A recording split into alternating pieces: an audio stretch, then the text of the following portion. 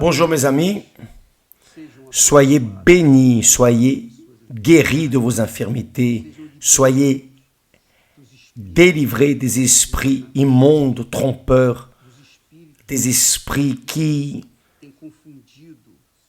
ont confondu votre foi rationnelle avec la foi sentimentale. Au nom du Seigneur Jésus, soyez libres, vous qui me regardez en cet instant. Parce que c'est par la foi intelligente que nous obtenons le salut éternel. La foi intelligente, c'est la foi rationnelle, la foi qui pense, c'est la foi qui pèse, évalue, et alors prend la décision. Cela s'appelle la foi intelligente. Et comment est-ce que cette foi vient? La foi vient de ce qu'on entend la parole de Dieu. C'est cela. Beaucoup de personnes, je me rappelle de cela dans ma jeunesse, j'étais un nouveau converti et j'entendais beaucoup de musique évangélique.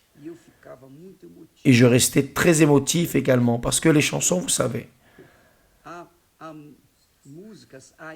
il y a des chansons, des hymnes qui renvoient à la foi intelligente. Anciennement, cela était ainsi. Aujourd'hui, normalement, les chansons, les hymnes mènent davantage à la foi émotive qu'à la foi intelligente.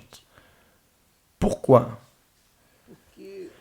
Parce que les auteurs pensent davantage dans les bénéfices, pensent davantage à l'or qu'au temple, pensent davantage à l'offrande que l'autel. Donc ils font des chansons qui font la personne sentir cette sensation de bien-être. Et elle pense que cette sensation de bien-être, c'est la foi. Et qu'elles sont en communion avec Dieu. Et le diable gagne. Il utilise tout cela pour mener la personne à la foi fragile, faible, débile. Parce que lorsque vient le problème, la personne n'a pas de force pour résister. Elle abandonne de la foi. Elle se décourage, elle se frustre dans la foi. Mais j'étais ceci, j'étais cela, je faisais ceci, je faisais cela. Vous faisiez, vous étiez, vous ceci, cela. Cependant, vous étiez dirigé par la foi sensitive, la foi émotive. Votre voiture roulait à l'essence émotive. Et là, bien sûr, on n'arrive pas à dépasser les barrières. Lorsque l'apôtre Paul enseigne le Saint-Esprit, ce n'est pas lui, mais c'est lui qui a reçu le message et l'a écrit. Il dit, ainsi la foi vient de ce qu'on entend. Ce n'est pas par la chance, non, la chance ici n'a rien à voir. Ainsi la foi vient de ce qu'on entend. Et ce qu'on entend vient de la parole de Christ. Par exemple, aujourd'hui, la réunion est pour la foi intelligente, pour que ces personnes qui ont soif et faim du Saint-Esprit, c'est seulement pour les personnes qui veulent avoir une relation plus intime avec Dieu. Pour ces personnes qui disent, oh mon Dieu, je n'accepte plus de vivre dans ce plus ou moins, un jour je vais bien, l'autre jour je vais mal, ce va-et-vient. Non, je n'accepte pas d'avoir cette vie chrétienne médiocre que j'ai vécue. Alors, ces personnes qui sont révoltées de leur situation spirituelle, naturellement, vont venir recevoir la foi intelligente parce que vous écoutez la parole de Dieu et la parole qui a l'esprit transmet la foi pour vous. Plus vous lisez la Bible, plus de foi vous aurez. C'est cela. Et plus vous écoutez de chansons, de musique, de danse, d'alléluia ici, alléluia là, gloire à Dieu.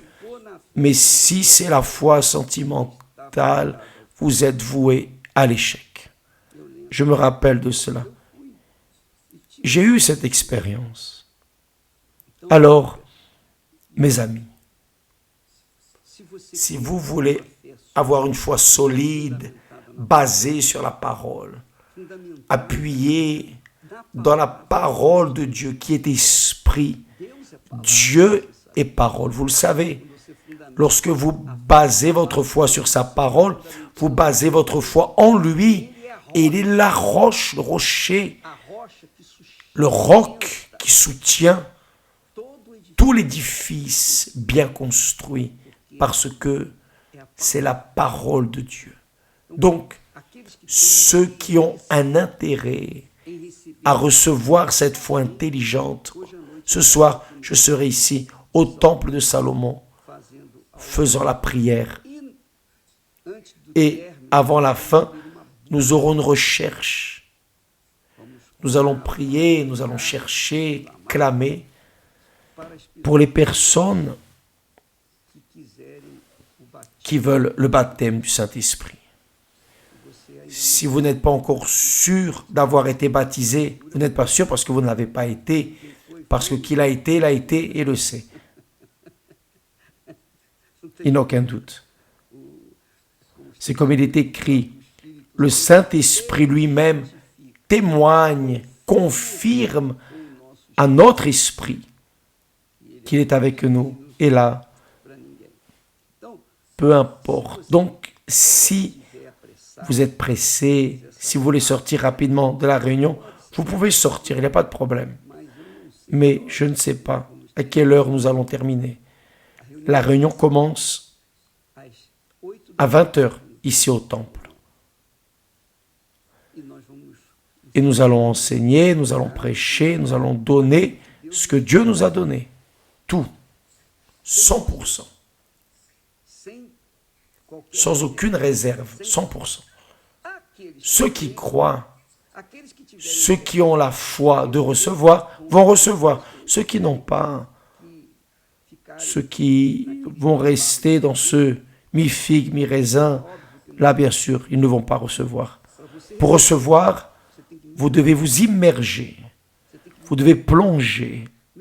Plonger. Lorsque l'on plonge, il ne reste rien. C'est tout le corps. Ainsi, cela doit être avec Dieu. Vous devez plonger votre corps, votre âme, votre esprit. Vous comprenez bien ce que je dis, vous, je le sais. J'ai la certitude que vous comprenez.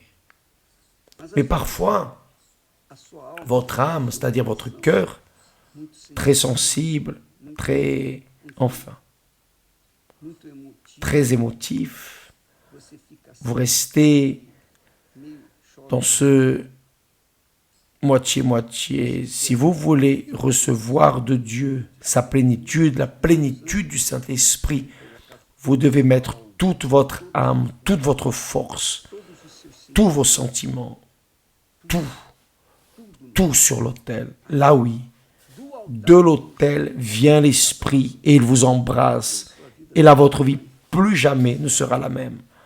Donc, ce soir, je serai dans ce propos de mener les personnes à une conscience de foi. Pour que cette conscience de foi vienne leur donner le droit de penser, de peser, d'évaluer.